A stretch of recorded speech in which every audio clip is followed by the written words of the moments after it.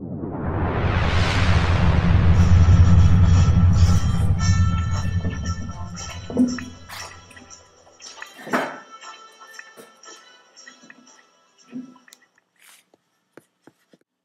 and thank you for tuning in to this week's episode of Gear Up. Here's what's in store for you today.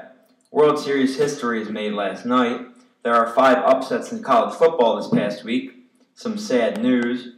What the Raiders coach calls the greatest trade in football. An all-new Mike Speaks Out in the NFL games in London.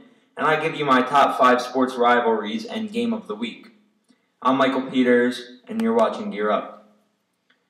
Now for some World Series news. Albert Pujols becomes the first player since Reggie Jackson in 1977 and one of 3, including Jackson and Babe Ruth, to ever hit 3 home runs in one World Series game, as the Cardinals won last night 16-7. They lead the Rangers in the series 2-1. Pujols also had 5 hits and 6 RBIs. Now we'll switch gears to football. My game of the week this week is Green Bay Packers at the Minnesota Vikings. I think Green Bay will cover even though they're giving 10 points. The Packers are 6-0, and the Vikings are 1-5, with their only win coming against a bad Arizona team. Green Bay averages 33 points a game and have played good teams like New Orleans, Atlanta, and Chicago. They also average over 325 passing yards per game, and Minnesota gives up an average of 270 passing yards per game, even though the teams that they have played aren't that good. I expect Green Bay to blow Minnesota out and Aaron Rodgers to have a good day. Now for some trade news. If you haven't heard, the Bengals traded quarterback Carson Palmer to the Raiders for a 2012 first-round pick and a 2013 pick that could turn into a first-rounder. Raiders coach Hugh Jackson says that this is the greatest trade in football. I strongly disagree. Palmer had a passer rating of 82.4 last year, his 3rd lowest in his career, and threw 20 interceptions. Way to come out of retirement, Carson. Now for some top 25 college football scores. There were 5 upsets this week. They were Syracuse crushes number 15th ranked West Virginia 49-23. Texas Tech defeats 3 ranked Oklahoma 41-38. 16 ranked Michigan State beats 6 ranked Wisconsin 37-31, which was my upset pick from last week. Miami defeats number 22 ranked Georgia Tech 24-7, and Purdue beats 23 ranked Illinois 21-14.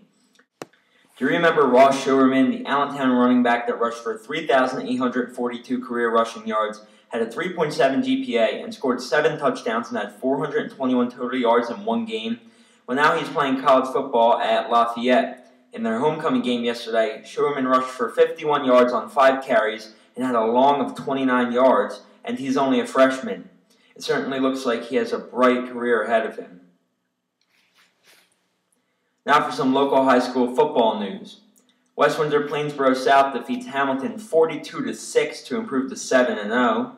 Steiner crushes West Windsor Plainsboro North 49-3. New Egypt blanks Robbinsville 24-0. Notre Dame beats Hightstown 27-7, and Nottingham defeats Trenton 28-6 to improve to 4-2. Now for a new edition of Mike Speaks Out. The question today is, should the NFL play in London? My answer is no. The whole goal of this scheme is to expand American football to other countries besides the United States. There is already a Canadian Football League and European League, so how much more can they want? It's not really fair to the teams who have to play there because it is a long flight for teams on the East Coast, but how long do you think it is for teams on the West Coast? Teams also technically lose a home game because even though one team is designated as home, we all know that most fans aren't going to travel to London to see their team play one 3-hour football game. And the Brits are more enthusiastic about their version of football, where a player gets carted off if they're tripped, than the real man's sport of football, where players play with concussions and fractured bones. They would rather watch a game that's an hour and a half long, where people kick the ball around, and there is a pretty big chance of the game ending in a tie, than watch 3 full hours of spine-rattling hits, long touchdown passes, broken tackles, interceptions, and fumbles. So why should we try to change their minds? Football used to be unique to America, but now it's spreading to other countries. The NFL was even talking about putting a franchise in London. No true sports fan in the USA wants that to happen, so why would the NFL even bother playing games there? Some sad news in the racing world and the sports world. Last Sunday, IndyCar driver Dan Wheldon died after a 15-car wreck at the season finale in Las Vegas on lap 11, reminding us how dangerous the sport of auto racing can be. Our thoughts and prayers go out to his family and friends. Now for some This Day in Sports history. In 1920, Chicago Grand Jury indicts Abe Attel, Hal Chase, and Bill Burns as go-betweens in the Black Sox World Series scandal. And in 1921, the Green Bay Packers played their first NFL game, beating Minneapolis 7-6. Now for my top 5 this week. This week is the top 5 sports rivalries of all time. At 5, we have Giants vs. Dodgers, which has been a huge rivalry since both teams were in New York. The next 2 are rivalries where either team can destroy the other's BCS hopes.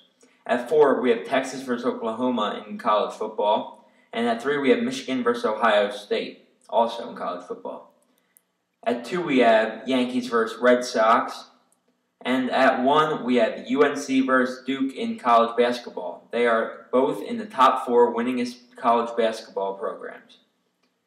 That concludes our episode for today. Thank you for watching, and have a wonderful day.